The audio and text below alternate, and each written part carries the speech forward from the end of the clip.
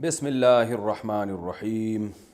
آج میں آپ کے سامنے سورہ بقرہ کا رکوع نمبر 22 اور پہلے پارے کا رکوع نمبر 6 یہ بیان کروں گا۔ سب سے پہلے اس کا لفظی ترجمہ، مختصر گرامر، اس کے بعد انشاءاللہ اس کی تفسیر اور پھر اس میں جو علمی نکتے ہمیں معلوم ہوئے اس رکوع میں اس کا بیان ہوگا۔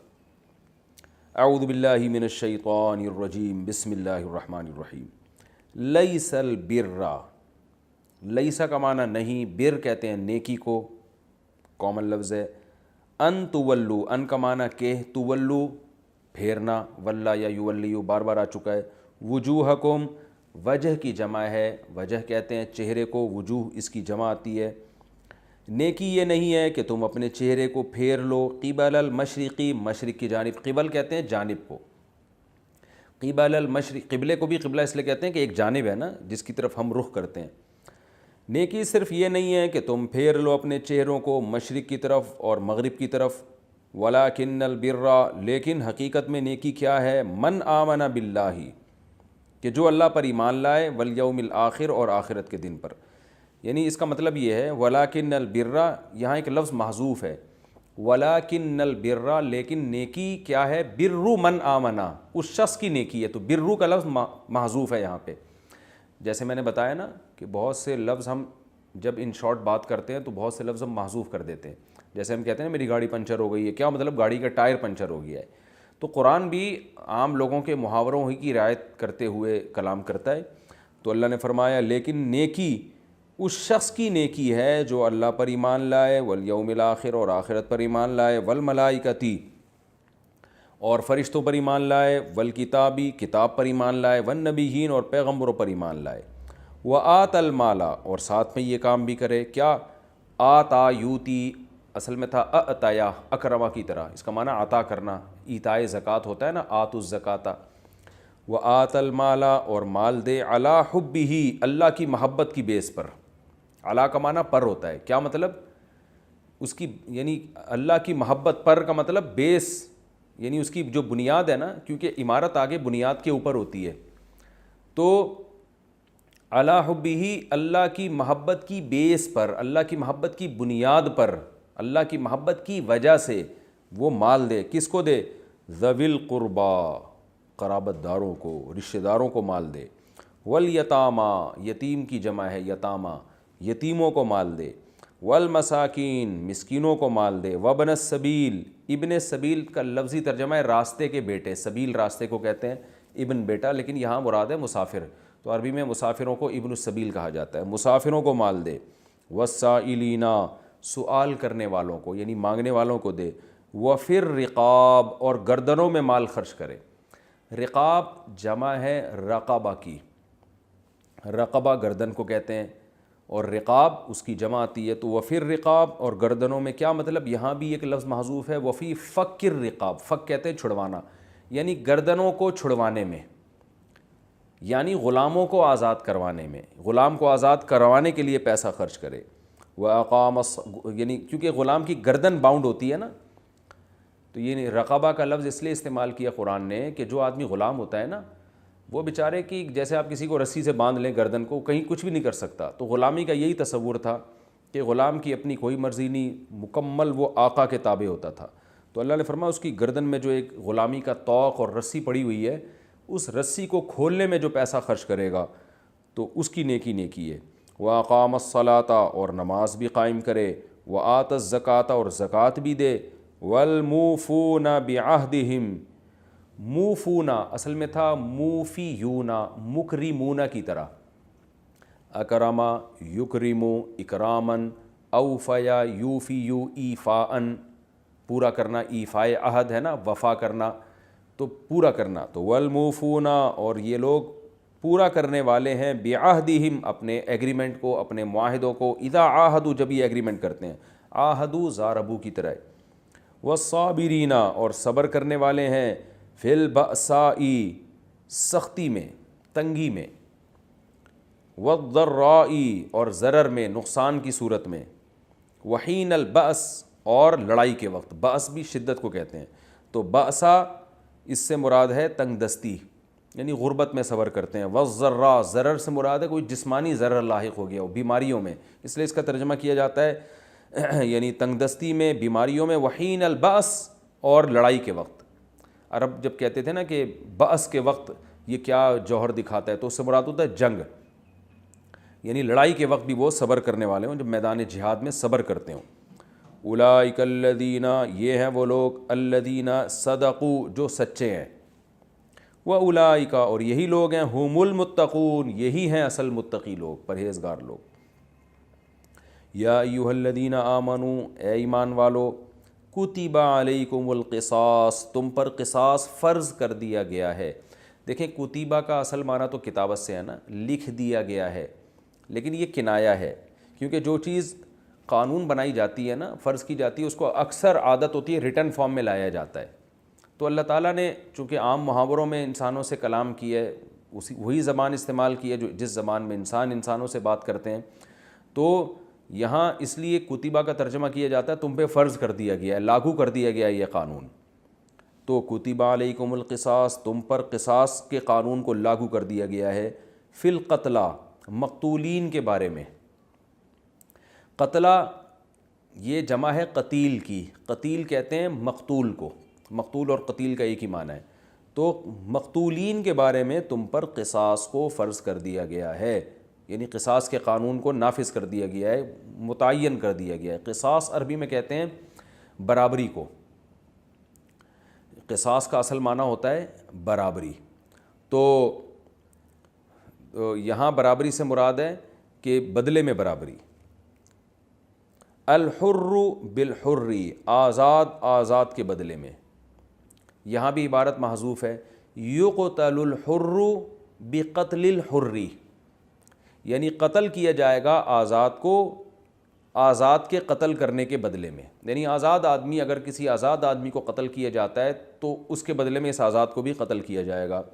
والعبد بالعبد، غلام غلام کے بدلے میں.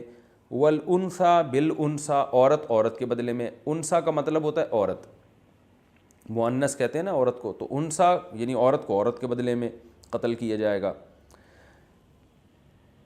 فمن، اب میں تفسیر میں اس کی ڈیٹیل بتاؤں گا انشاءاللہ. فمن عفیہ، پس جو شخص عفیہ کہ معاف کر دیا گیا. عفیہ عفایا یعفو، نصر ینصر کی طرح معاف کرنا، تو اس کو پڑھا جاتا ہے عفا یعفو. معافی اردو میں ہے نا، عین فا استعمال ہو رہا ہے، تو یہ عربی میں بھی ایسے ہی ہے. فمن عفیہ، پس جو شخص کے معاف کر دیا گیا، لہو اس کے لیے، یعنی معافی دے دی گئی ہو اس کو، من اخیہ اپنے بھائی کی طرف سے. کیا مطلب؟ کسی شخص نے قتل کیا تو اگر اس قاتل کو معافی دے دی گئی ہو اس کے بھائی کی طرف سے، بھائی سے مراد اس کا مسلم بھائی، یعنی مقتول کے وارثوں کو اجازت تھی کہ وہ قاتل سے قصاص لیتے، تو اللہ مقتول کے وارثوں کو اس قاتل کا بھائی قرار دے رہے ہیں دینی اعتبار سے. یعنی قاتل کے بھائیوں نے اگر مقتول کے وارثوں کو، قاتل کو معاف کر دیا، دوبارہ کہتا ہوں، مقتول کے وارثوں نے اگر قاتل کو معاف کر دیا تو آگے اس کا حکم بیان ہو رہا ہے. فمن، دوبارہ پڑھتا ہوں یہ آیت، پس جو شخص عفیہ، جو شخص سے مراد قاتل، عفیہ لہو کہ معافی دے دی گئی ہو اس کے لیے، من اخیہ اس کے بھائی کی طرف سے. تو ظاہر ہے معافی کون دے گا؟ مقتول کے وارث معاف کرنے کا رائٹ تو ان کا ہے نا، تو ان وارثوں کو دینی اعتبار سے بھائی قرار دیا جا رہا ہے. تو جس کو اس کے بھائی کی طرف سے معافی دے دی گئی ہو، شیء کسی بھی چیز کی معافی، یعنی کسی بھی درجے میں معافی دے دی گئی ہو، پوری سزا ہی اس نے معاف کر دی تو وہ بھی اس میں داخل ہے، اور سزا معاف کی لیکن دیت معاف نہیں کی، صرف سزا معاف کی، وہ بھی داخل ہے. دیت پوری معاف کر دی وہ بھی داخل ہے، دیت آدھی معاف کر دی وہ بھی داخل ہے. کسی بھی قسم کی معافی دے دی گئی ہو، فاتباع بالمعروف، تو پھر اتباع کرنا ہے بھلے طریقے سے. کیا مطلب؟ فعلیہ اتباع بالمعروف، تو اس پر لازم ہے، علیہ کا معنی ہے کہ اس پر، یعنی جو بھائی جس نے معاف کیا ہے نا قاتل کو، اس پر لازم ہے کہ اتباع کرے. کیا مطلب؟ قاتل کا پیچھا کرے بالمعروف، بھلے طریقے سے. یعنی قاتل کو اب دیت لینے کے لیے جو آپ فالو کریں گے عمدہ طریقے سے کریں گے. وَأَدَاءٌ إِلَيْهِ، اور ادا کرنا لازم ہے الیہ مقتول کے وارث کو بِإِحسان عمدہ طریقے سے. یعنی اللہ نے اس میں ایک اصول بیان کر دیا، کیونکہ یہ ترجمہ اس تفسیر کے بغیر سمجھ میں نہیں آئے گا. اصل میں یہ بیان کیا جا رہا ہے کہ اللہ نے جو قانون بنایا ہے وہ تو قصاص کا، یعنی برابری کا. برابری کا مطلب قاتل کو مقتول کے بدلے میں قتل کیا جائے گا، اور مقتول کے وارثوں کو یہ رائٹ ہے. سورہ بنی اسرائیل میں اللہ نے فرمایا یہ حکومت کا رائٹ نہیں ہے. سورہ بنی اسرائیل میں آتا ہے فَقَدْ جَعَلْنَا لِوَلِيِّهِ سُلْطَانًا، جس کو قتل کیا گیا ہے اس کے وارثوں کا یہ حق ہے کہ قاتل کو قتل کر دیں. ان کے لیے بالکل جائز ہے. ہاں فیصلہ ظاہر ہے گورنمنٹ کرے گی، کیونکہ ایسے لوگ پھر ایسا نہ ہو کہ بے گناہ لوگوں کو بھی قتل کرنا شروع کر دیں. تو گورنمنٹ کا کام یہ ہوگا کہ وہ قاتل کو پکڑ کے مقتول کے وارثوں کے حوالے کرے. باقی مقتول کے وارثوں کو یہ رائٹ ہے کہ وہ قاتل کو قتل کر دیں، کیونکہ اللہ نے قصاص کا قانون بنایا برابری کا. تو برابری تو اسی میں ہے کہ جو ہے قتل کا بدلہ قتل ہے. لیکن آگے اللہ ترغیب دے رہے ہیں کہ کسی قاتل کو اس کے بھائی کی طرف سے معافی مل جائے. اور بھائی کا لفظ اس لیے استعمال کیا جا رہا ہے کہ تاکہ اس میں بھائی کو بھی ترغیب ہو کہ یار اس نے قتل تو کیا ہے لیکن کوئی بات نہیں، دینی بھائی ہے، معاف کر دو. تو اللہ فرماتا ہے اگر کچھ معافی ہو جائے تو اب دو کام ہیں. ایک تو یہ کہ مقتول کے وارث اب قاتل سے اگر دیت کا مطالبہ کرتے ہیں تو اس مطالبے کو عمدہ طریقے سے کریں، تانے دے دے کے نہ کریں. کیونکہ معافی دینے کے بعد پھر آدمی بار بار احسان جتلا ہے، ہم نے معاف کیا، ہم نکالنا پیسے، دیت تو دے، اور پھر گالیاں والیاں دینا شروع کر دیں، پھر اس کو جو ٹائم متعین کیا تھا اس سے پہلے ہی ساری دیت مانگ لیں. تو اللہ فرماتے ہیں ایسا نہیں کرنا. مقتول کے وارث کی ذمہ داری ہے اتباع بالمعروف، اچھے طریقے سے اب اس کا پیچھا کرو. اور قاتل کی ذمہ داری ہے کہ وہ بھی اس احسان کو احسان مانے. ادا الیہ باحسان، عمدہ طریقے سے مقتول کے وارثوں کو دیت دے دے. وہ یہ جتنی دیت باقی رکھی ہے انہوں نے، ہو سکتا ہے پوری دیت رکھی ہو، یہ بھی ہو سکتا ہے آدھی معاف کر دی ہو. تو جتنے بھی پیسے اب اس کے ذمے بنتے ہیں ادا الیہ، یہ بھی اب مقتول کے وارثوں کو پریشان نہیں کرے گا، بلکہ اپنی ذمہ داری پہ بہت اچھے طریقے کے، یعنی احسان کہتے ہیں نا ہر چیز میں حسن پیدا کرنا، بہت عمدہ طریقے سے، شکریہ کے ساتھ، تھینک یو کے ساتھ، جزاک اللہ کے ساتھ، بھائی آپ کا بہت بڑا احسان ہے، آپ تو مجھے قتل کر سکتے تھے لیکن آپ نے معاف کر دیا، اب یہ آپ کے پیسے ہیں، یہ پورے پورے آپ گن کے وصول کریں اور ٹائم سے پہلے میں پہنچا دوں گا. تو دونوں کو اللہ نے کہا نہ تم قاتل کو پریشان کرو اور نہ قاتل مقتول کے وارثوں کا حق ادا کرنے میں ٹال مٹول سے کام لے. ذالک تخفیف من ربکم، یہ جو حکم ہے یہ تمہارے رب کی طرف سے ایک تخفیف ہے. تخفیف خفت سے نکلا ہے، ہلکا، یعنی اللہ نے تمہارے لیے ایک نرمی پیدا کر دی. یعنی اصل قانون تو یہ تھا کہ قاتل کو قتل ہی کیا جائے گا، لیکن اللہ نے ایک دوسرا آپشن بھی رکھ دیا، بھائی دیت کا بھی ہے آپشن، معاف بھی کر سکتے ہو. تو یہ تمہارے رب کی طرف سے ایک تم پر احسان ہو گیا ہے، آسان قانون بنا دیا تمہارے لیے کہ آپشن دے دیا. اس میں بہت سے قاتلوں کو ہو سکتا ہے توبہ کی توفیق مل جائے، زندگی ملے گی تو وہ توبہ کریں گے، اور جو بھی اس میں حکمتیں. ذالک تخفیف من ربکم، یہ جو معافی والا حکم اللہ نے آپشن رکھ دیا نا، یہ تخفیف ہے تمہارے رب کی طرف سے. ورحمۃ، اور اللہ کی طرف سے ایک انسانیت پر رحمت ہے.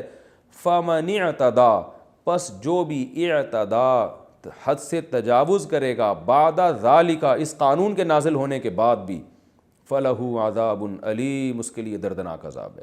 کیا مطلب؟ اللہ نے ایک آپشن رکھ دیا، یا تو قتل کرو یا معاف کر کے دیت لے لو، اور دیت بھی معاف کی جا سکتی ہے. تو جب یہ رکھ دیا تو اب کسی کو اس قانون سے آگے نکلنے کی اجازت نہیں ہے. جتنی آسانی اللہ نے دینی تھی دے دی، تو اب حد سے تجاوز کی اجازت نہیں ہے. وہ تجاوز کیسے ہوتا ہے وہ میں تفسیر میں بتاؤں گا انشاءاللہ.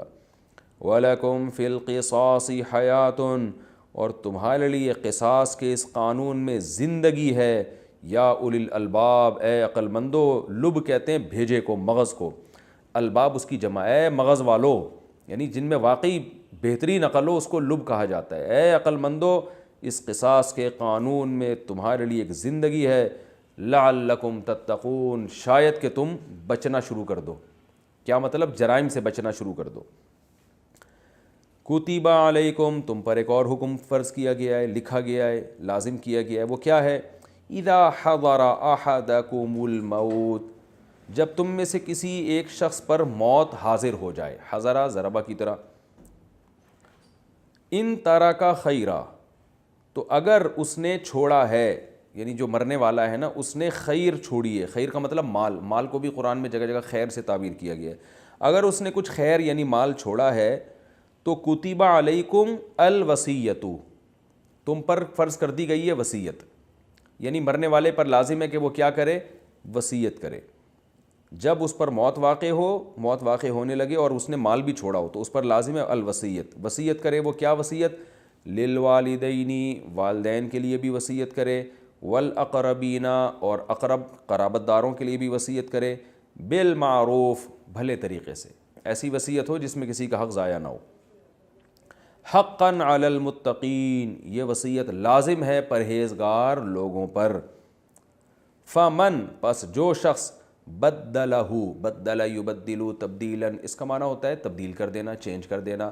جو شخص چینج کر دے اس وصیت کو، بعد ما سمعہ، بعد اس کے کہ اس نے اس وصیت کو اپنے کانوں سے سنا بھی تھا پھر بھی چینج کر دیا، فإنما، تو بے شک اس کا گناہ، فإنما اثمہ، تو بے شک اس کا گناہ، علی الذین، ان لوگوں پر ہوگا، یبدلونہ، جو اس وصیت کو تبدیل کر رہے ہیں۔ مرنے والا تو بیچارہ شریعت کے مطابق وصیت کر کے چلا گیا، بعد میں جو اس کو چینج کرے گا تو اس پر اس کا گناہ ہوگا، مرنے والے کو پھر کوئی گناہ نہیں ہوگا۔ ان اللہ، بے شک اللہ تعالیٰ، سمیع، سننے والا بھی ہے، علیم، جاننے والا بھی ہے۔ فمن خافا، پس اگر کسی کو خوف ہے، خافا خویفہ یخوف، سمیع یسمع کی طرح، من موسن، موسی کہتے ہیں وصیت کرنے والے کو، اوصا یا یوصی ایصاء، وصیت کرنا، تو مکرمن، اکرام کرنے والا، موسیون، وصیت کرنے والا، تو موسیون کو موسین پڑھا جاتا ہے۔ بس جس شخص کو یہ خوف ہو موسی کی طرف سے، یعنی جس نے وصیت کی ہے اس کی طرف سے اگر کسی کو خوف ہے جنف کا، جنف کہتے ہیں حق سے ہٹ جانا، مائل، حق سے دور ہو جانا، یعنی کسی کو خوف ہے وصیت والے کی طرف سے حق سے ہٹنے کا، یعنی کسی کا یہ خیال ہے کہ وصیت کرنے والے نے برحق وصیت نہیں کی، حق سے ہٹ گیا ہے وہ، او اسمن، یا اس کے بارے میں یہ خوف ہے کہ اس نے گناہ کا ارتکاب کیا ہے، یعنی کسی پر ظلم کیا ہے اس وصیت میں اس نے، فاصلح بینہم، تو پھر اس نے جو وارثین ہیں ان کے درمیان اصلاح کر دی۔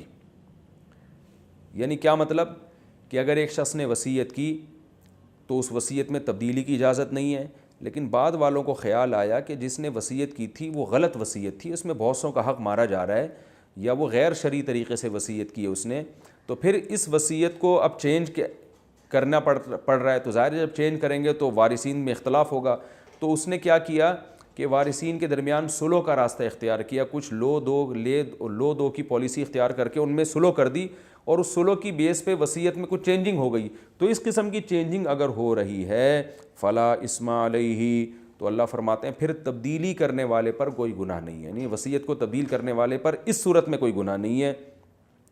ان اللہ، بے شک اللہ تعالیٰ، غفور، معاف کرنے والے، رحیم، رحم کرنے والے ہیں۔ یہ تو اس رکوع کا لفظی ترجمہ تھا اور مختصر سی گرامر۔ جیسے جیسے ہم قرآن میں آگے بڑھتے جائیں گے ترجمہ آسان ہوتا چلے جائے گا، گرامر بالکل ہی ختم ہوتی چلی جائے گی کیونکہ وہ بار بار ریپیٹ ہو رہے ہیں وہ الفاظ۔ اب میں انشاءاللہ آپ کے سامنے اس کی تفسیر پیش کروں گا۔ قرآن مجید کا یہ رکوع بہت اہم ہے، ہماری عملی زندگی سے اس کا بڑا گہرا تعلق ہے۔ سمت قبلہ کا جب حکم ہوا تھا تو اب یہ موضوع یہاں کمپلیٹ ہو رہا ہے، وہی کہ ادھر منہ کر کے نماز کیوں پڑھ رہے، بیت المقدس کی طرف منہ کر کے نماز کیوں نہیں پڑھ رہے، قبلے کی طرف منہ کر کے نماز کیوں پڑھ رہے، یہی یہودی گھماتے رہتے تھے بات کو۔ تو اللہ نے ایک اصول اور ضابطہ بیان کر کے اس ٹاپک کو ختم کیا۔ اصول اور ضابطہ یہ بیان کیا کہ لیس البر ان تولوا، اصل میں یہ لفظ یوں تھا، لیس ان تولوا وجوہکم البر، کہ تم اپنے چہروں کو مشرق اور مغرب کی طرف پھیرو تو نیکی صرف یہی نہیں ہے، دنیا میں صرف یہی ایک کام نہیں رہ گیا کرنے کا کہ اسی پر ساری زندگی بحث کرتے رہو گے کہ قبلہ ادھر، جیسے یہودی بار بار یہی تانا دیتے تھے جب بھی مسلمان گزرتے نا، ابے بھائی قبلہ تو وہ تھا، یہ تو ادھر کیوں چلا گیا۔ تو اللہ فرماتے ہیں نیکی صرف یہی، یہ نہیں کہ نیکی یہ نہیں ہے، نیکی صرف اس میں منحصر نہیں ہے، صرف یہی ایک نیکی نہیں رہ گئی کہ ادھر ادھر منہ کرتے رہو، یعنی مشرق یا مغرب کی طرف منہ کرو، کسی کی طرف منہ کر لینا یہ بذات خود نیکی کا اس میں انحصار نہیں ہے، تو بلکہ اصل جو کرنے کے کام ہیں وہ کیا ہیں، وَلَٰكِنَّ الْبِرَّ، لیکن نیکی اصل میں اس شخص کی نیکی ہے، مَنْ آمَنَ بِاللَّهِ، جو اپنے عقیدے کو بھی درست کر لے اور اعمال کو بھی درست کر لے، پھر اعمال میں جو حقوق العباد ہیں ان کا بھی خیال کرے, حقوق اللہ کا بھی خیال کرے. تو اس پورے قرآن یعنی اسلام کے خلاصے کو اللہ نے اس آیت میں بیان کر دیا. بڑی جامع آیت ہے یہ کہ عمل کو فوکس کرو, اس بحث میں ٹائم ضائع نہ کرو کہ ادھر منہ کریں تو ادھر منہ کریں. تو اب یہود یا دوسرے جو اسلام پر اعتراض کرنے والے لوگ ہیں نا, وہ اسی کو پکڑ کے بیٹھے ہوئے ہیں. جیسے آج بہت سے لوگوں کا دین صرف کربلا بن چکا ہے, اور بہت سے لوگوں کا دین صرف ربیع الاول بن چکا ہے, بہت سے لوگوں کا دین بس کہ کچھ خاص قسم کی رسومات بن چکا ہے, پریکٹیکل لائف میں وہ بالکل زیرو ہیں. تو اس آیت میں یہ سمجھایا جا رہا ہے کہ نیکی اس میں منحصر نہیں ہے کہ تم اپنے چہروں کو مشرق یا مغرب کی طرف پھیرو, بلکہ نیکی نام ہے دو چیزوں کا, عقیدے کی اصلاح اور عمل کی اصلاح. اور پھر عمل میں دو, حقوق اللہ اور حقوق العباد. تو یہ تین کام اگر تم کر لو گے تو تمہاری اس عمل کو پھر نیکی کہا جائے گا. تو اللہ فرماتے ہیں لَكِنَّ الْبِرَّ مَنْ آمَنَ بِاللَّهِ وَالْيَوْمِ الْآخِرِ, لیکن نیکی اصل میں اس شخص کی نیکی ہے جو اللہ پر ایمان لائے. تو اللہ پر ایمان لانا یہ ہے اصل نیکی. وَالْيَوْمِ الْآخِرِ, اور آخرت پر ایمان لے کر آؤ, یہ ہے اصل نیکی. والملائکتی, فرشتوں پر ایمان لے کر آؤ. والکتابی, کتابوں پر ایمان لے کر آؤ. والنبیین, پیغمبروں پر ایمان لے کر آؤ. اور صرف ایمان بھی کافی نہیں ہے, اس ایمان کی بیس پر ایسا تگڑا ایمان ہونا چاہیے کہ اس کی بیس پر پھر یہ عمل بھی ہو. سب سے پہلا عمل کیا ہے؟ آت المال علی حبہ, جس کو میں اپنے انداز میں کہتا ہوں پھر روکھڑا بھی خرچ کرو. کیونکہ جب آخرت پر ایمان ہے, اللہ پر ہے, تو اللہ پہ ایمان کا تقاضا ہے کہ بھائی یہ پیسے اللہ نے دیے ہمیں, جب اللہ نے دیے تو اللہ جہاں خرچ کرنے کا کہہ رہا ہے خرچ کرنے پڑیں گے. اور آخرت پر ایمان ہے تو یہ پیسے خرچ کرنے سے ضائع نہیں ہو رہے, آخرت میں ریٹرن ہو جائیں گے. تو اگر یہ سب کام آپ نہیں کر رہے تو اس کا واضح مطلب ہے آپ کا اللہ اس کے رسول پر ایمان نہیں ہے. تو ایمان کے ساتھ پھر یہ عمل بھی ہو. وہ عمل کیا ہے؟ آت المال علی حبہ, اللہ کی محبت کی بیس پر لوگوں کو مال دینا ہے. بڑی زبردست آیت ہے, خدا کی قسم اسلام کا حسن اگر کسی نے دیکھنا ہونا یہ ایک آیت ہی کافی ہے. اسلام میں جب کسی پہ خرچ کیا جاتا ہے تو اس کے لیے نہیں بلکہ اللہ کے لیے. اس کا فائدہ کیا ہوگا؟ آپ اس کو کبھی تانا نہیں دو گے میں نے یہ کیا, میں نے یہ کیا. بھائی تم نے اللہ کے لیے کیا ہے نا, تو بس اللہ اجر دے گا. ہم پر احسان کیوں جتلا رہے ہو؟ اور اس میں انسان چھپ کے بھی دے گا, اگر علانیتاً دے گا تو لوگوں کو ترغیب دینے کے لیے, اور ورنہ کوشش اس کی ہوگی چھپ کے دوں, لوگوں کو پتہ نہ چلے, اور پھر اس کا بدلہ نہیں مانگے گا اس سے. تو اللہ فرماتے ہیں کہ وہ مال خرچ کرتا ہے کرے علی حبہ, اللہ کی محبت کی بیس پر. کس پہ؟ ذوی القربا, سب سے پہلا حق رشتہ داروں کا ہے. اسلام میں رشتہ داری کی بڑی ویلیو ہے, سائز سے پتہ چلتا ہے. اور رشتہ داری جوڑنے میں روکھڑا خرچ کرنا پڑتا ہے, جو کہ آج صرف تھینک یو رہ گیا. امی کو فون کر دیا, سال میں ایک دفعہ پھپھو سے ملاقات ہو گئی, ہیلو ہائی کر لیا, بہن کو ذرا خیریت پوچھ لی, بس اتنا ہی چل رہا ہے آج کل. تو اللہ فرماتے ہیں مال خرچ کرے اللہ کی محبت میں رشتہ داروں پر. والیتامہ, دوسرا سب سے بڑا حق ہے یتیموں کا, کیونکہ اس کا باپ نہیں ہوتا, بیچاروں کا کوئی پرسان حال نہیں ہوتا. یتیم بچوں کی جو حالت ہے آپ کو پتہ ہے کیا ہوتی ہے, باپ نہیں ہوتا تو کوئی سر پہ ہاتھ رکھنے والا نہیں ہوتا. تو اور اگر یتیم بھی ہو اور رشتہ دار بھی ہو تو پھر تو زبردست, پھر تو ڈبل فائدہ ہے. تو اللہ فرماتے ہیں سب سے پہلے رشتہ داروں پہ مال خرچ کرے, پھر یتیموں پہ خرچ کرے. دل میں نیت کر لیا کریں, ہم جن جن آیتوں کو اور تفسیر کے جس لیکچر کو سن رہے ہیں آج ہی سے انشاءاللہ عمل کریں گے. سب سے پہلے میں نیت کرتا ہوں, اب آپ بھی نیت کریں کہ اب پیسہ خرچ کریں گے ہم انشاءاللہ رشتہ داروں پر بھی اور یتیموں پر بھی, والمساکین, اور عام غریبوں پر بھی, وابن السبیل, اور مسافروں پر بھی. مسافر کا بھی اسلام میں, کیونکہ مسافر ایک اجنبی ہوتا ہے, اس کو عزت چاہیے ہوتی ہے لوگوں سے, اس کو ضرورت ہوتی ہے. تو اللہ فرماتے ہیں مسافروں پر بھی خرچ کرو. والسائلین, اور مانگنے والوں کو بھی دو. لیکن اس میں شرط یہ ہے, دوسری دلائل سے پتہ چلتا ہے کہ وہ مانگنے والے جو پروفیشنل نہ ہو, پیشہ ور نہ ہو, ضرورت کی بیس پہ مانگتے ہوں. والسائلین, اور مانگنے والوں کو بھی دو. اور قرآن میں دوسری جگہ پر آتا ہے کہ جو نہیں مانگتے, سفید پوش ہے, ان کا حق زیادہ ہے, وہ مساکین میں آ گیا. وفی الرقاب, اور غلاموں کو آزاد کرانے میں بھی پیسہ خرچ کرو. تو آج کل تو غلام نہیں ہوتے, تو پہلے زمانے میں باندیاں اور غلام ہوا کرتے تھے, تو صحابہ پیسے خرچ کر کے مالک کو پیسے دیتے تھے کہ بھائی تو مجھ سے اتنے پیسے لے لے, اس غلام کو آزاد کر دے. اور بعض دفعہ غلام بھی ایگریمنٹ کرتے تھے مالک سے کہ اگر میں نے اتنے مہینے میں اتنے پیسے کما کے دے دیے تو میں آزاد ہوں. تو قرآن نے کہا ایسے غلام کے ساتھ تم تعاون کیا کرو تاکہ یہ مالک کو پیسے دے اور جان چھوٹے اس کی. تو غلاموں کو آزاد کرانے میں, تو آج کل غلام نہیں ہے, لیکن آج کل جو ہے اس طرح کے غلام تو نہیں ہیں, لیکن اس سے بدتر غلام آج معاشرے میں موجود ہے, جن پر غلامی کا لیبل تو نہیں لگا مگر وہ سمجھے غلام ہی جاتے ہیں. تو ان کو بھی آزاد کرانے کی کوشش کرنی چاہیے. وَأَقَامَ الصَّلَاةَ, اور اللہ فرماتے ہیں حقوق العباد کے ساتھ اللہ کے حقوق بھی ادا کرتا ہو۔ اللہ کے حقوق میں دو بنیادی حقوق ہیں، نماز قائم کرنا اور زکوٰۃ دینا۔ نماز قائم کرے اور زکوٰۃ ادا کرے۔ والموفون بعہدہم، اور کیریکٹر کا بھی ایک نمبر ہو۔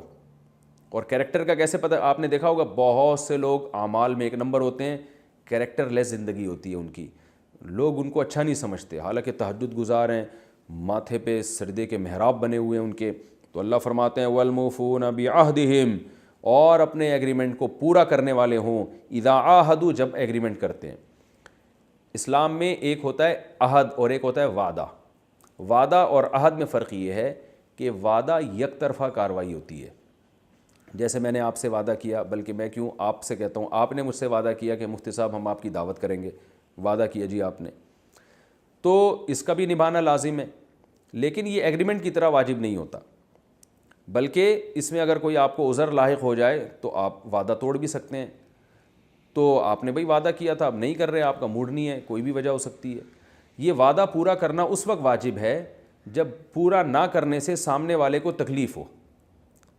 اس کی مثال ہے جیسے میں نے آپ کو ٹائم دیا، فلاں ٹائم پہ میں فلاں جگہ پہ آپ سے ملاقات کروں گا۔ اب مجھے پتہ ہے کہ میں نے آپ سے وعدہ کر لیا ہے، اگر میں فلاں جگہ فلاں ٹائم پہ نہیں پہنچا، آپ پہنچ جاؤ گے، آپ میرا ویٹ کرو گے، انتظار کرو گے، اس سے آپ کو تکلیف ہوگی۔ تو ایسی صورت میں اگر میں وعدہ خلافی کرتا ہوں تو پھر آپ کو اس تکلیف پہنچانے کا مجھے گناہ ملے گا کہ آپ نے کسی انسان کو اذیت کیوں دی، تو اس بیس پہ گناہ ملے گا۔ لہذا اگر سامنے والے کو کوئی تکلیف نہیں ہو رہی، یا کوئی وعدے کی نوعیت اس ٹائپ کی تھی کہ جس کا یعنی جس پر وہ اس کو کچھ نہیں کرنا پڑ رہا، اس کو کوئی تکلیف نہیں ہو رہی، یا آپ کو کوئی عذر لاحق ہو گیا ہے، تو پھر وعدہ توڑنا گناہ نہیں ہے۔ ہاں جب وعدہ کر رہے تھے اس وقت ہی نیت یہ تھی کہ میں پورا نہیں کروں گا، تو پھر یہ منافقت ہے، اور حدیث میں اس کو آیت منافق کی نشانی قرار دیا گیا ہے۔ تو خلاصہ یہ نکلا کہ وعدہ توڑا جا سکتا ہے کسی مجبوری کی بیس پر، بشرطے کہ سامنے والے کو تکلیف نہ ہو اور اس کو دھوکہ نہ دیا جائے۔ تو تکلیف سے بچنے کے لیے ضروری ہے کہ اگر آپ نے وعدے کی خلاف ورزی کرنی ہے تو پھر آپ پہلے سے اس کو بتا دیں کہ بھائی میں نے آپ سے ٹائم لیا تھا اس ٹائم کا، تو میں اس ٹائم پہ نہیں آ سکتا، لہذا ہم کوئی اور اس میٹنگ کو ڈیلے کر دیتے ہیں یا کوئی اور ٹائم رکھ لیتے ہیں۔ یہ پہلے بتانا واجب ہے، نہیں بتائیں گے گنہگار ہوں گے، کیونکہ رسول اللہ صلی اللہ علیہ وسلم نے فرمایا مسلمان وہ ہے جس کی زبان اور ہاتھ کے شر سے دوسرے مسلمان محفوظ رہیں۔ تو آپ نے زبان دی اور آپ پیچھے ہٹ گئے تو سامنے والے کو اس سے بہت تکلیف ہوگی۔ تو یہ وعدہ ہے جس کی اہمیت ایگریمنٹ سے بہرحال کم ہے۔ اور ایک ہوتا ہے عہد، معاہدہ، ایگریمنٹ۔ ایگریمنٹ کہتے ہیں دو طرفہ، جیسے نکاح ایک ایگریمنٹ ہے، وہ صرف وعدہ نہیں ہے، ادھر سے ایجاب ہوتا ہے ادھر سے قبول ہوتا ہے۔ شوہر ایجاب اور قبول میاں بیوی کے درمیان اس لیے ہوتا ہے کہ عورت اس کی پابند ہوتی ہے، وہ شوہر کی اطاعت کرے گی، مرد اس کا پابند ہوتا ہے کہ وہ اس پر خرچ کرے گا اور اس سے حسن سلوک سے پیش آئے گا۔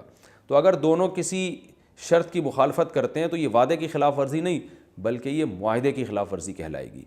اسی طرح آپ نے کسی سے کوئی چیز خریدی، 1 لاکھ میں خریدی، یہ ایگریمنٹ ہے، کیونکہ دونوں طرف سے ہو رہا ہے نا، یہ ایک طرفہ کام نہیں ہے، دونوں طرف سے ہو رہا ہے۔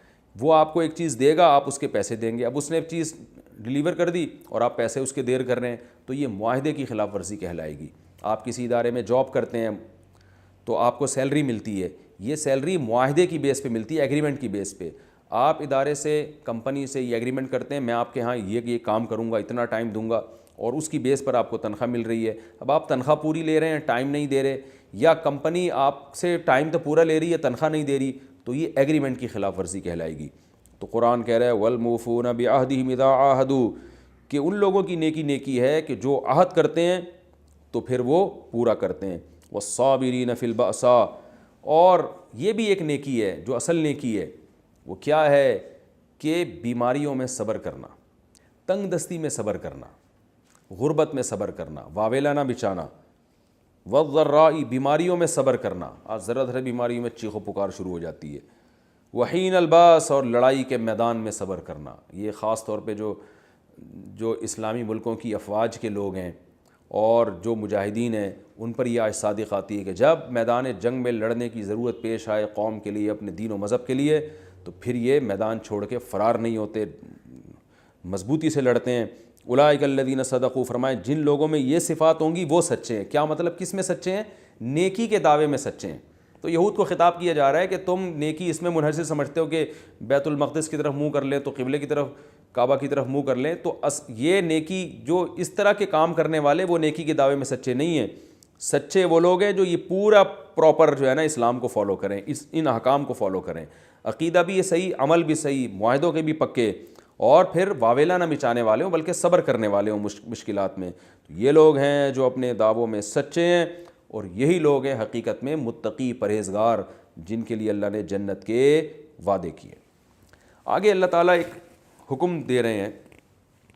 دنیا میں آپ کو پتہ ہے مختلف قسم کے جرموں کی مختلف سزائیں نافذ ہیں, اور قتل بھی ایک جرم ہے جس کی دنیا میں مختلف قوانین ہیں, اور قتل کو ریاست کا جرم سمجھا جاتا ہے.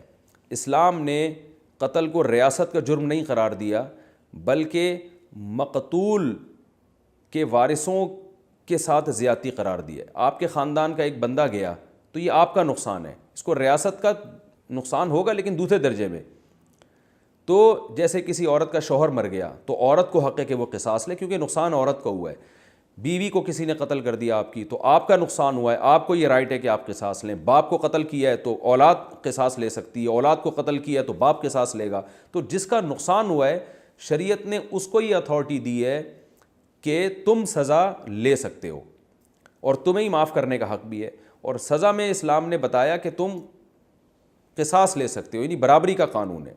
تو تمہیں اس کی اجازت ہے کہ اس نے قتل کیا تو تم بھی قتل کر سکتے ہو. تو یہ اسلام کے علاوہ دنیا میں کسی مذہب میں یہ لاء نافذ نہیں ہے. دو خرابیاں دنیا کے قوانین میں. نمبر ایک, بہت سارے ملکوں میں قتل کا بدلہ قتل نہیں ہے بلکہ عمر قید ہے یا دوسری سزائیں ہیں. دوسرا, قتل کیا بھی دیا جاتا ہے تو پھانسی کے ذریعے یا جو ہے وہ بجلی کے ذریعے, جس میں قتل ہونے والے کو تکلیف بہت ہوتی ہے. تو اسلام میں ہے کہ تلوار سے گردن اڑائی جائے. تیسرا, اسلام میں اور دوسرے ملکوں کے قوانین میں کیا فرق ہے کہ اسلام نے مقتول کے وارثوں کو یہ حق دیا ہے کہ تم قتل کی سزا معاف کرنا چاہو تو کر سکتے ہو, جبکہ دنیا کے دوسرے بہت سے ملکوں میں مقتول کے وارثوں کا رائٹ نہیں ہوتا پر گورنمنٹ ہی کو یہ اختیار ہوتا ہے کہ وہ معاف کر دے. اور ہمارے ملک میں بھی ایک غیر شرعی سزا نافذ ہے, وہ یہ ہے کہ اگر پھانسی کی سزا اپیل کرے, پھانسی جس کو پھانسی دی جا رہی ہے, اور صدر اس کی اپیل سن کے پھانسی کی سزا کینسل کر دے تو صدر کو اس کی اپیل سننے کا حق حاصل ہے اور اس کی بیس پر سزا ختم کر دی جاتی ہے. یہ بھی قرآن کے بالکل خلاف ہے, کیونکہ میں نے پہلے بتایا کہ مقتول کے وارثوں کو تو یہ رائٹ ہے کیونکہ نقصان صدر مملکت کا نہیں ہوا, یہ وزیر اعظم کا نہیں ہوا, نقصان تو اس بندے کا ہوا ہے, اس عورت کا ہوا ہے جس کے شوہر کو مارا گیا, یا اس شوہر کا ہوا ہے جس کی بیوی کو مارا گیا. تو اس لیے اسلام میں صدر کی اپیل پر اس پھانسی کی سزا کو کینسل نہیں کیا جا سکتا, اور پھانسی ہے بھی نہیں اسلام میں, گردن اڑائی جائے گی. پھانسی میں بہت شدید تکلیف ہوتی ہے قاتل کو. تو یہ چند امتیازی احکام ہیں جو اسلام کے ہیں, اور اس میں جو حسن ہے وہ آپ کو پوری دنیا میں کسی بھی لاء میں آپ کو وہ حسن نظر نہیں آئے گا. تو حسن کیا ہے کہ بھائی انتقام کی آگ جو بھڑکتی ہے نا مقتول کے وارثوں میں, وہ آگ اس وقت تک ٹھنڈی نہیں ہو سکتی جب تک کہ وہ قاتل کو قتل ہوتا ہوا دیکھ نہ لیں, بلکہ اپنے ہاتھ سے قتل کرنے کا بھی ان کو شریعت نے اختیار دیا کہ یہ اپنے ہاتھ سے بھی قاتل کو مار سکتے ہیں. تو انتقام کی آگ ٹھنڈی ہوگی, اس سے ملک میں امن پھیلے گا. دوسرا یہ کہ اگر معاف کرنا چاہیں تو معاف بھی کر سکتے ہیں, اس معافی کے بڑے فائدے ہوں گے. قاتل آئندہ کے لیے توبہ کرے گا, وہ کہے گا بھائی مجھے تو میدان میں لا کے کھڑا کر دیا گیا تھا گردن اڑانے کے لیے, ان کا احسان ہے, تو ان کی قدردانی کرے گا, اور ان کی بھی تلافی ہو جائے گی دیت کے ذریعے کہ مقتول کے وارثوں کو جو نقصان, کیونکہ اب مقتول تو دوبارہ آ نہیں سکتا, تو ان کی بھی تلافی ہو جائے گی, اور جو ہے وہ آئندہ قتل سے بچے گا بھی. تو اس کوشش, یعنی ظاہر ہے جب معافی ہوگی تو احسان مانے گا نا. لیکن ہمارے ہاں جو قوانین نافذ ہیں ان کا نقصان یہ ہے, اسلام کو فالو نہیں کیا جا رہا, ان کا نقصان یہ ہے کہ قتل کی وجہ سے جو دشمنیاں پیدا ہوتی ہیں اور عدالتوں کے جو چکر لگتے ہیں, اور پھر عمر قید سے وہ نکلنے کے بعد کہتا ہے میں ایک اور قتل کروں گا, وہاں اور ڈاکوؤں کے ساتھ رہ کے قتل سیکھ رہا ہو. تو اسلام میں یہ قید وید نہیں ہے قتل کے بدلے میں کہ عمر قید میں, جیل ہے ہی نہیں. سیدھا قاتل کو پکڑ کے مقتول کے وارثوں کے حوالے کرو, بولو ابھی نمٹاؤ کیس کو, یا تو گردن اڑانی اڑاؤ ورنہ اس کے پیسے لے کے اس کو چھوڑو, اور اگر پیسے بھی معاف کرنا چاہو تو تمہاری مرضی ہے. تو سیدھا سادہ قانون بنائے. سعودی عرب میں یہ قانون نافذ ہے, اور آپ دیکھیں وہاں کتنے جو ہے وہ امن ہے اس قانون کی وجہ سے. اور لوگوں کے آپ دوسرے ملک, سعودی عرب میں بھی کچھ تبدیلیاں آ رہی ہیں اب آہستہ آہستہ, لیکن آپ دیکھیں دوسرے ملکوں میں کیا ہوتا ہے, پوری زندگیاں جیلوں میں پڑے رہتے ہیں. تو اللہ نے فرمایا تم پر قصاص فرض کیا گیا ہے مقتولین کے معاملے میں، الحر بالحر، قتل کیا جائے گا آزاد کو آزاد کے بدلے میں۔ یاد رکھیں اس آیت کا یہ مطلب نہیں ہے کہ آزاد اگر غلام کو قتل کر دے تو پھر آزاد کو قتل نہیں کیا جائے گا، ایسا نہیں ہے۔ اسلام میں قتل کے معاملے میں آزاد غلام مرد اور عورت میں کوئی فرق نہیں ہے۔ اگر کوئی مرد کسی عورت کو قتل کر دے تو اس عورت کے بدلے میں بھی اس مرد کو قتل کیا جائے گا۔ اگر کوئی آزاد آدمی کسی غلام کو قتل کر دے تو اس غلام کے بدلے میں آزاد کو قتل کیا جائے گا، کیونکہ انسانیت میں سب برابر ہیں۔ اور امام ابو حنیفہ رحمہ اللہ تعالیٰ کے نزدیک اگر اپنے ملک میں رہنے والے کسی غیر مسلم کو بھی آپ قتل کر دیں، ذمی کو، جس کو ذمی کہا جاتا ہے، تو اس کے بدلے میں بھی مسلمان کو قتل کیا جائے گا۔ تو اس میں اختلاف ہے کہ غیر مسلم کے قتل میں قصاص ہے یا دیت ہے۔ امام حنیفہ کے نزدیک اس میں بھی قصاص ہے، اور باقی ائمہ کے نزدیک اس میں قصاص نہیں ہے بلکہ دیت ہے۔ تو یہ اختلافی مسئلہ ہے، لیکن اتنا سب میں ہے کہ آزاد غلام میں اور مرد اور عورت میں کوئی فرق نہیں ہے۔ اب سوال پیدا ہو جائے فرق نہیں ہے تو قرآن یہ کیوں کہہ رہا ہے کہ آزاد کو آزاد کے بدلے میں قتل کرو، غلام کو غلام کے بدلے میں؟ اصل میں نے بتایا نا کہ قرآن ہمارے محاوروں میں بات کرتا ہے۔ عام طور پہ آزاد لوگوں کی دشمنی آزاد لوگوں کے ساتھ ہوتی ہے، غلاموں کے ساتھ قتل و غارت کا معاملہ وہ کرتے نہیں ہیں، اور غلاموں کے پھڈے غلاموں سے ہوتے ہیں، عورتوں کی لڑائیاں عورتوں سے ہوتی ہیں۔ تو اس عرف کی رعایت کر کے قرآن نے یہ کہا ہے کہ آزاد اگر آزاد کو قتل کر دے تو اس کو قتل کیا جائے گا، اور اس میں یہ نہیں دیکھے جائے گا کہ یہ آزاد جس نے قتل کیا یہ اونچے خاندان سے ہے یا گھٹیا خاندان سے، یہ کالا ہے یا گورا، بلکہ ہر آزاد کو ہر آزاد کے بدلے میں قتل کیا جائے گا، اور ہر غلام کو ہر غلام کے بدلے میں قتل کیا جائے گا۔ یہ نہیں دیکھا جائے گا کہ یہ غلام اونچے خاندان کا غلام ہے یا گھٹیا خاندان کا، معذرت یعنی چھوٹے خاندان کا، یا یہ کالا ہے یا گورا۔ تو یہ مقصد ہے بیان کرنے کا، یہ مقصد نہیں ہے کہ آزاد اگر غلام کو قتل کر دے تو قتل نہیں کیا جائے گا، وہ تو پھر بھی قتل کیا جائے گا، لیکن عام طور پر ایسا ہوتا نہیں ہے۔ عرف میں یہی ہوتا ہے کہ آزادوں کی دشمنی آزاد لوگوں کے ساتھ ہوتی ہے، غلاموں کی دشمنی غلاموں کے ساتھ ہوتی ہے، عورتوں کی دشمنی عورتوں کے ساتھ ہوتی ہے۔ تو اس میں قرآن نے بیان کیا کہ ایک عورت کو دوسری عورت کے بدلے میں قتل کیا جائے گا، چاہے کوئی بھی ہو، یعنی اچھے خاندان کی عورت ہو یا برے خاندان کی۔ اور باقی ہمیں حدیث سے پتہ چلتا ہے، اجماع امت سے پتہ چلتا ہے کہ کوئی بھی مسلمان کسی بھی درجے کے مسلمان کو قتل کر دے تو قاتل کو قتل کیا جائے گا، مقتول کے وارثوں کو یہ رائٹ ہے۔ ہاں اللہ فرماتے ہیں فمن عفی لہ من اخیہ شیء، اگر مقتول کے وارثوں کی طرف سے قاتل کو معافی مل جائے، اور مقتول کے وارث کو اللہ نے قاتل کا اسلامی بھائی قرار دیا ہے، اور اس میں ایک قسم کی ترغیب دی ہے مقتول کے وارثوں کو کہ بھائی قاتل جو مرضی ہے تو کلمہ گو نا، تو اس لحاظ سے تمہارا بھائی ہے، تو اگر تم اس کو معاف کر دو تو بھائی تو معاف کرتے ہی ہیں۔ تو اس میں معافی کا اشارہ ملتا ہے، واضح اشارہ ہے۔ تو اللہ فرماتے ہیں اگر معافی مل جائے تو بہت اچھا ہو گیا۔ تو اب دو کام کرنے ہیں، اتباع بالمعروف، قاتل کا پیچھا کرنا ہے عمدہ طریقے سے۔